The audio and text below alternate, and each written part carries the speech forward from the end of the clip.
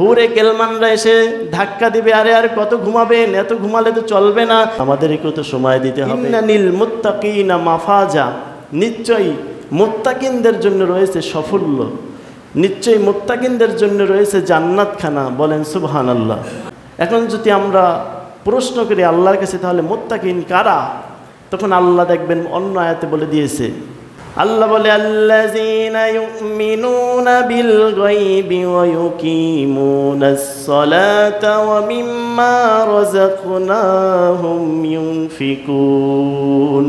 মুত্তাকিন হলো তারা যারা অদৃশ্যের প্রতি বিশ্বাস করেছে, অদৃশ্যের প্রতি ঈমান এনেছে। অদৃশ্যের প্রতি বিশ্বাস মানে কি? বলে আমি আল্লাহ যে আছি এটা বান্দা কোনোদিন দেখে নাই, আমি আল্লাহকে। আমার জান্নাত বান্দা দেখে নাই, জাহান্নাম বান্দা দেখে নাই, তবু আমার বান্দা আমি যে আছি এটা বিশ্বাস করে নিয়েছে। একদিন যে হিসাব আল্লাহর সামনে দাঁড়ায় দিতে হবে এটাও অদৃশ্য, এটাও আমি কাউকে আজ পর্যন্ত দেখাই নাই, তবু বান্দা যে এটাও বিশ্বাস করে নিয়েছে। আর এই ভয়তে যে দুনিয়ার জমিনে ভালো কাজ করেছে, আমাকে ভয় করে করে চলছে, এরাই হলো মুত্তাকি। এখানে আল্লাহ বললেন ইন্নালিল মুত্তাকিনা মাফাজা, নিশ্চয়ই মুত্তাকিনদের জন্য রয়েছে সাফল্য। কেমন সাফল্য? আমি যে আয়াত খুতবার শুরুতে তেলাওয়াত করছি সূরাতুল হাশরের 20 নম্বর আয়াত, আল্লাহ রাব্বুল আলামিন এই আয়াতের ভিতরে বলে দিয়েছে, লা ইয়াস্তাউই আসহাবুন নারি ওয়া আসহাবুল জান্নাহ, আসহাবুল জান্নাতি হুমুল ফাইজুন। তারাই হলো প্রকৃতপক্ষে সফলতা অর্জন করেছে যারা এই দুনিয়ার জমিন থেকে আল্লাহকে রাজি খুশি করার মাধ্যমে পরকালে জাহান্নামের আগুন থেকে মুক্তি পেয়ে চিরস্থায়ী জান্নাতের ভিতরে ঢোকার সুযোগ পেয়েছে। বলেন সুবহানাল্লাহ। তো আল্লাহ বলল ইন্নানিল মুত্তাকিনা মাফাজা, সফল তো তারাই যারা জান্নাতের ভিতরে প্রবেশ করতে পারল। এরপর আল্লাহ রাব্বুল আলামিন ওখানে বলেছিল জাহান্নামের ভিতরে কি খেতে দেবে, কি থাকবে, কি পাবে, কারা যাবে। এখানে বলল হাদাইকা ওয়া আনাবা, জান্নাতের ভিতরে মুত্তাকিনরা যাওয়ার পরে সেখানে তারা পাবে সুন্দর সুন্দর বাগ বাগিচা এবং সেখানে থাকবে আঙ্গুল ফলের বাগান। তারা আঙ্গুল ফল সেখান থেকে মন ভরে ভরে আহার করবে। জান্নাতের ভিতরে যখন বান্দা যাবে এত সুন্দর জায়গা তিনি দেখে শুধু বলবে আলহামদুলিল্লাহ আলহামদুলিল্লাহ। সহিহ বুখারীর বর্ণনা, প্রত্যেকটা মানুষ যখন জান্নাতের ভিতরে প্রবেশ করবে এই মানুষটার দুনিয়ার জমিনে যেরকম আছে এরকম থাকবে না, 60 হাত লম্বা করে দিবে। বলেন সুবহানাল্লাহ। বান্দার শরীরে কোনো অসুখ থাকবে না, যত মানুষ আসে সবাইকে আল্লাহ পরিষ্কার নূরের মতো জমকাইতে থাকবে, এমন করে জান্নাতের ভিতরে প্রবেশ করাইবে। মাথার চুল ব্যতীত আর কোনো চুল শরীরে থাকবে না, শুধুমাত্র মাথার চুল থাকবে। সেখানে বান্দার অসুখ হবে না, কাশি হবে না, জ্বর হবে না, বমি হবে না, পেটের ভিতরে ব্যথা হবে না, সেই বান্দার নাকে ময়লা আসবে না, মুখের থুতু ফেলতে হবে না, অপবিত্র ঝামেলার কিছুই থাকবে না। জান্নাতটা হলো এমন একটা স্থান, আল্লাহ রাব্বুল আলামিন বলে দিয়েছে হাদাইকা ওয়া আনাবা, সেখানে থাকবে বাগ বাগিচা আর থাকবে সুন্দর সুন্দর আঙ্গুল ফলের বাগান। জোরে বলেন সুবহানাল্লাহ। এরপরে আয়াতে আল্লাহ বলে ওয়াকাওয়াইবা আতরাবা, আর সেখানে থাকবে সমবয়সী পূর্ণ যৌবনময় তরুণ তরুণী। বলেন সুবহানাল্লাহ। অন্য আয়াতে যাদেরকে আল্লাহ হুর বলেছে আল্লাহ রাব্বুল আলামিন সূরা ওয়াকিয়ার ভিতরে বলে ওয়াহুরুইনু কাআমসালিল লুলুইল মাকনুন।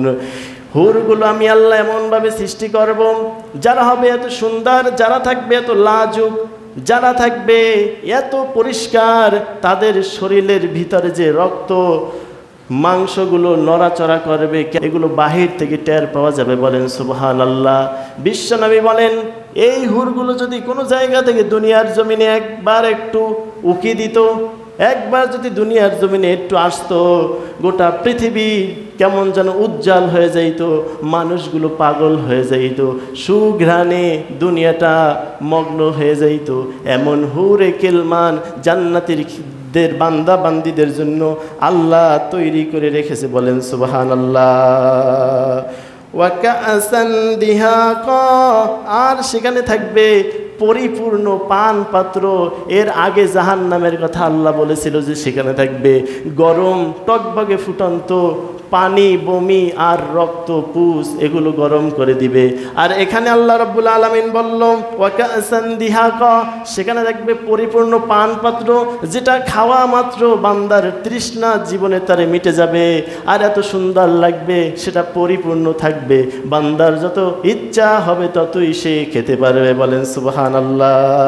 এরপর আল্লাহ বলে লা ইয়াসমাউনা ফিহা লাগওয়া ওয়ালা কিজ্জা, সেখানে তারা কোনো মিথ্যা কথা শুনতে পাবে না, সেখানে তারা কোনো অশ্লীল বাক্য শুনতে পাবে না, তাদের সাথে কোনো রকমের প্রতারণা করা হবে না, সব সত্য কথা তারা শুনবে, সব সুন্দর কথা তারা শুনবে।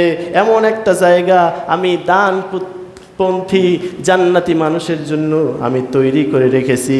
এরপর আল্লাহ রাব্বুল আলামিন বলেন জাযাআম মির রাব্বিকা আতাআন হিসাবা, আর এটা হলো আমার মুত্তাকিন বান্দা বান্দীদের জন্য পরিপূর্ণ উপযুক্ত প্রতিফল।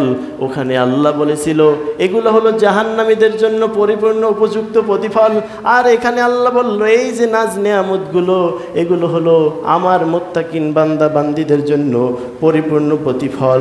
আল্লাহর জান্নাত যে কত সুন্দর আর জাহান্নাম যে কত কঠিন, এগুলো বর্ণনা করে কোনো দিন শেষ করা যাবে না।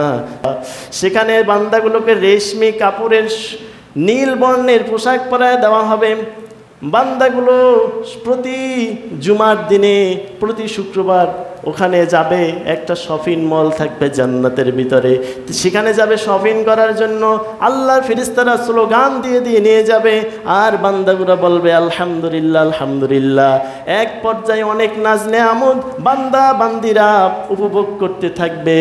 সবার শেষে এক পর্যায়ে আল্লাহ জিগাইবে, হে বান্দারা, দুনিয়ার জমিনে আমি যত ওয়াদা তোমাদেরকে করেছিলাম যে জান্নাতে আসলে এগুলো এগুলো তোমাদেরকে দেওয়া হবে, সেগুলো সব কি পেয়েছো নাকি কোনোটা বাকি আছে?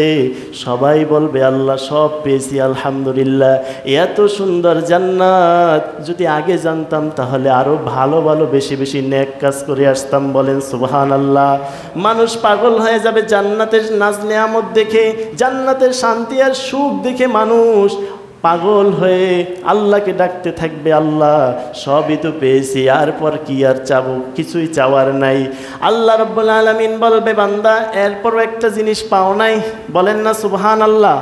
আল্লাহ বলবে কি এরপরও একটা জিনিস পাও নাই। বান্দারা অবাক হয়ে যাবে, কি ব্যাপার, সেটা আবার কি? সবই তো নাজ নেয়ামত আমরা উপভোগ করতেছি। আল্লাহ রাব্বুল আলামিন বলবে বান্দা যেই আল্লাহকে দুনিয়ার জমিনে না দেখে আল্লাহর কথাগুলো মানছো, যেই আল্লাহকে না দেখে আল্লাহর কুদরতি পায়ে আজান হওয়া মাত্রই লুটিয়ে পড়েছো, যেই আল্লাহকে না দেখে আল্লাহ আল্লাহ আল্লাহ আল্লাহ বলে বলে সারাক্ষণ গুনগুন গুনগুন করে আল্লাহর নামটা জপছো, যেই আল্লাহকে না দেখেই আল্লাহর হুকুমগুলো নিমেষেই মেনে নিয়েছো, সেই রব্বে কারিম, সেই রব্বুল আলামিন আজ তোমাদের সামনে উন্মুক্ত হয়ে যাবে। আজকে তোমরা তাকেও দেখতে পারবা, জোরে বলেন না সুবহানাল্লাহ। ওই দিন সরাসরি আল্লাহ রব্বুল আলামিন জান্নাতি বান্দা বান্দির সাথে দেখা দিয়ে দিবে। সাহাবায়ে কেরামরা প্রশ্ন করলো, ইয়া রাসূলুল্লাহ, ওই দিন আল্লাহকে আমরা কিভাবে দেখব?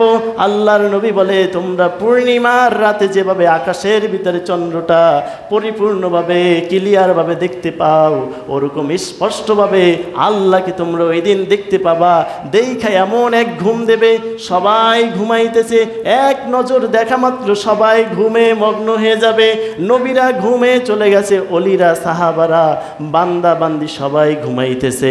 এমন অবস্থায় সর্বপ্রথম বিশ্বনবীর ঘুম ভাঙবে। হুরে কেলমানরা এসে ধাক্কা দিবে, আরে আর কত ঘুমাবেন, এত ঘুমালে তো চলবে না।